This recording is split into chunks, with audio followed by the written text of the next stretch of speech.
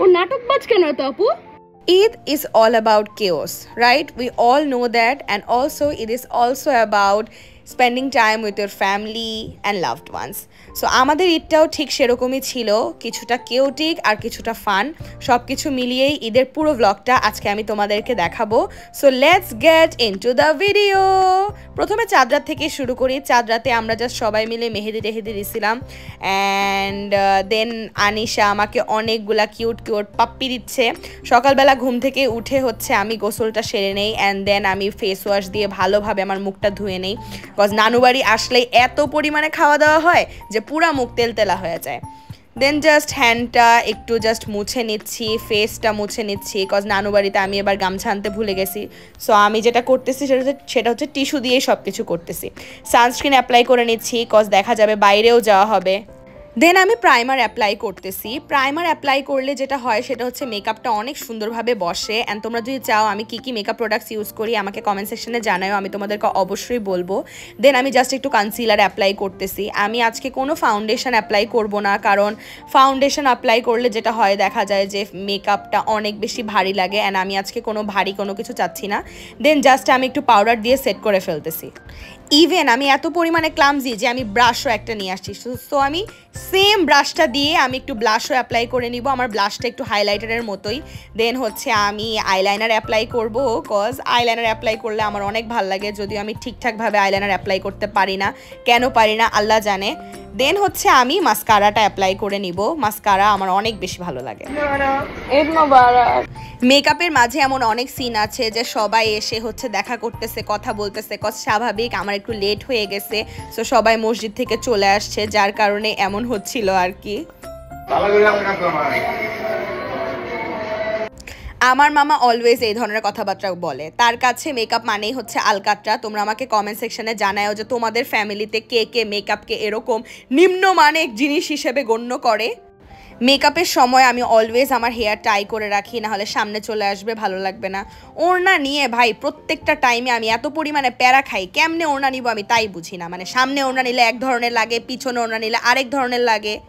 ঈদ মোবারক। আসো, ঈদ মোবারক। হ্যালো বলো, hello hello. আমার আম্মুর সাইডে কাজিনদের মধ্যে আমি সবচেয়ে বড়, সো দেখা যায় যে ওরা সবাই আমাকে অনেক বেশি ভালোবাসে। সো দেন আমি খাবারের পর্বে চলে যাচ্ছি। অনেক বেশি কিছু রান্না করা হয় নাই, বাট যা করা হয়েছে আলহামদুলিল্লাহ। শ্যামাই, পায়েস, আম্মু একটা শাহি টুকরা বানাইছে, দেন নুডলস ছিল, আর ছিল হচ্ছে চটপটি। সবাই মিলে সকালে মামারা নামাজ পড়ে আসার পরে হচ্ছে আমরা একসাথে চটপটি বসে বসে খাচ্ছিলাম, মানে বাকি সব খাবারই খাচ্ছিলাম। দেন আমরা ছাদে চলে গেছি আমাদের মানে ছাগলগুলাকে দেখতে।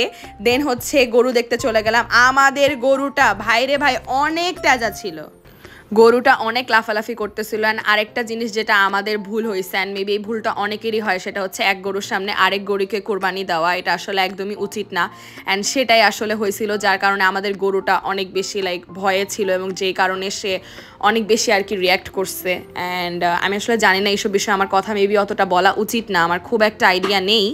মামা চিল্লাচ্ছিল, কজ অনেকে চিল্লাচিল্লি করতেছে দেখে আরো অনেক বেশি প্রবলেম হচ্ছে করতে। Right now we all are doing hour touch আপস, কজ নাচতে নাচতে লিটারালি আমাদের ফেসের অবস্থা এই, মেকআপ যা করছি সব উঠে গেছে, অ্যান্ড খুবই বকওয়াস লাগতেছে। সো হালকা একটু টাচ আপ মেরে নিচ্ছি।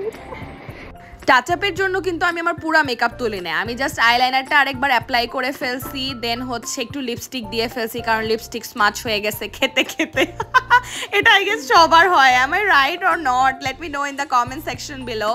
সো আমার কাজিনরাও সেম আমার মেকআপ নিয়ে ওরা টাচ আপ করতেছিল, cause you know we are girls, আমি ওদের মেকআপ ইউজ করি, অ্যান্ড এটা আই গেস সবার মধ্যে হয়।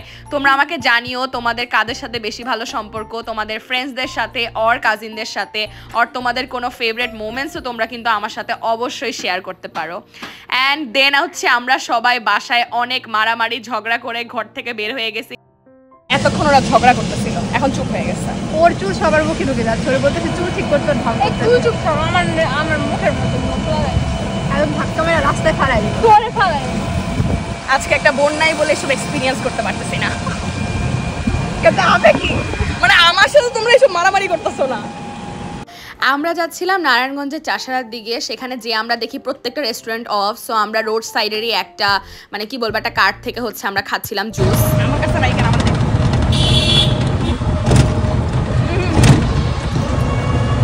পেয়েছি, আমারটা শেষ।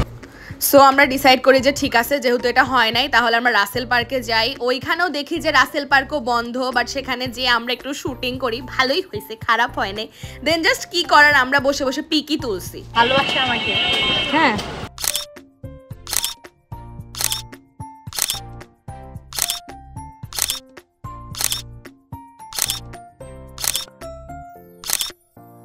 Rasel park was not a bad place, but যদি খোলা থাকতো তাহলে মেবি আমরা আরো অনেক বেশি এনজয় করতে পারতাম সেই জায়গাটায়।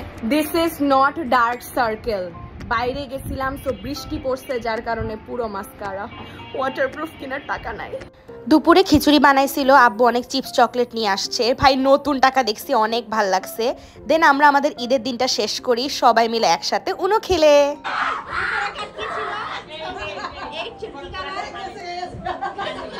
আমরা বের হয়েছিলাম, প্রথমে আমরা রেস্টুরেন্টে যাব।